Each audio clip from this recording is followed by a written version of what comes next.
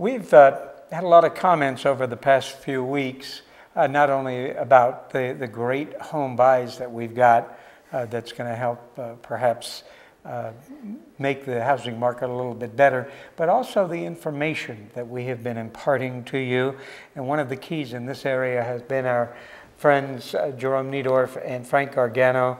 They've put together a program called 6 Steps Home, because in today's marketplace, finding and choosing a realtor and some of the other elements of buying a home are a little bit different than they were as recently as 2 weeks ago. So with that introduction, I'd like to welcome Frank Gargano. Frank, welcome back to the show. Thanks for having me back, Rich. Okay, give a recap of the 6 Steps Home, and then let's go into today's step. Okay, basically we talked about at the beginning that the prospective buyer would meet with the loan officer. Then from there, they would meet with the realtor. Then the buyer would make the buying decision basically on their own that they're going to go ahead. Back with the loan officer to make the formal loan application. Then after that, back to me as the realtor for the home search. Okay, take us through the step that I know I need a realtor, of what I do in order to contact you and what information I need to have that's going to facilitate your finding what I'm looking for. Basically, the things that we talked about on the past shows, Rich, at this point I will know the area of town, the price range of the house that you qualify for, the number of bedrooms that you prefer, maybe the garage spaces, the bathroom space, other amenities and things like that, maybe single family or townhouse or condo and that type of thing.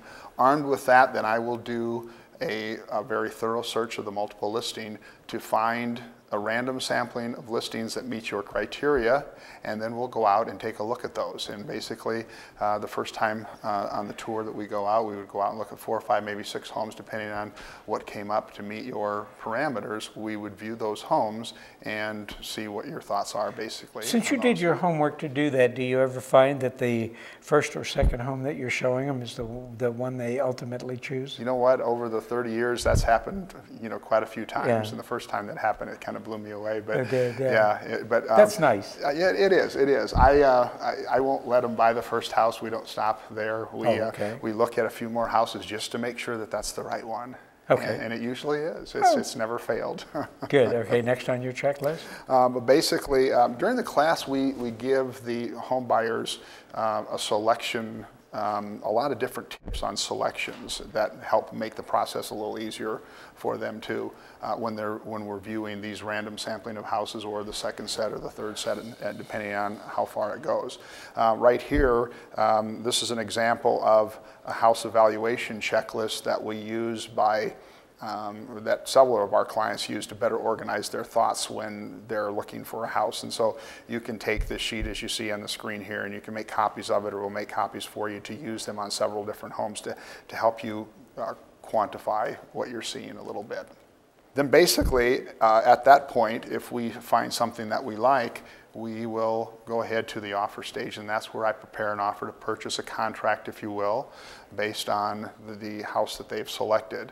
And if you look on your screen here, this is what an offer looks like. It looks rather intimidating at first, but it's really not that intimidating.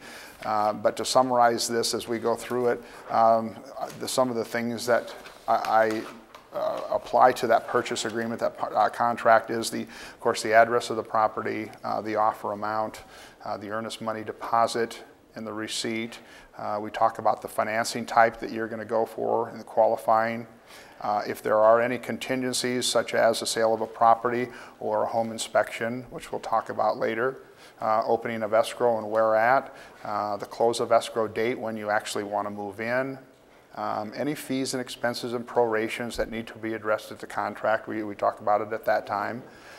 Closing costs, if there are any contribution from the seller, we have to put that in the contract here in these pages that you see. The seller limit of liability on their costs, if there's going to be a home protection plan or a home warranty, and who's going to pay for that. I go ahead and insert that in there. I also include the required disclosures required by Nevada law and otherwise. And we talk about a due diligence period that gives you as the buyer time to perform your different inspections and approvals and things like that. We do talk about a walkthrough and a final inspection of the home before you close, and any other additional terms that we need to address. And then we have the buyer's signature and acknowledgement, and basically that's where we're at. Then at that point, we part ways. I go and negotiate the offer on the buyer's behalf, and one of three things will happen. That'll either be accepted, rejected, or countered. We hope accepted, but if we don't, we might go back and forth in a counter stage a few times, but ultimately we'd like to get it accepted. We will get it accepted, either on that home or another home, and then it's put in escrow and we go from there. Real fast, a lot of the homes that are being sold are to out-of-town buyers. And typically a 2,000 square foot home in the Northwest would be priced less than a home in the heart of Green Valley, only because it is. Right. So when somebody calls you long distance and they're going through all the criteria, I guess, would I be correct in assuming you start in the Northwest, or what? Well, usually they will have some idea of where they want to be. A lot of people from out of town say, we want to be close to the Strip. You know, is there anything close to the Strip? And then we go from there. Right. They might have friends that live out in the Northwest, or they might have friends that live in the Southeast near Green Valley. So we always typically have a starting point, basically, of where to go. Oh, okay, good. Anything you need to add? No, I think that's about it. And we'll talk about inspections and opening escrow at some point next week. Let's do that, because I think that's so important. Meanwhile, you're giving one-on-one counseling with your 6 Steps Home program, and if somebody needed to get hold of you, how do they do that? They can call me direct on my cell, 596-2040, or at our office at 992-8091, and they can either sign up for the class, or we are doing on an individual basis right now too. It is worth your while if you want to feel totally comfortable talking to somebody like Frank, or of course Jerome. Thanks for being with us. Thanks a lot, Rich.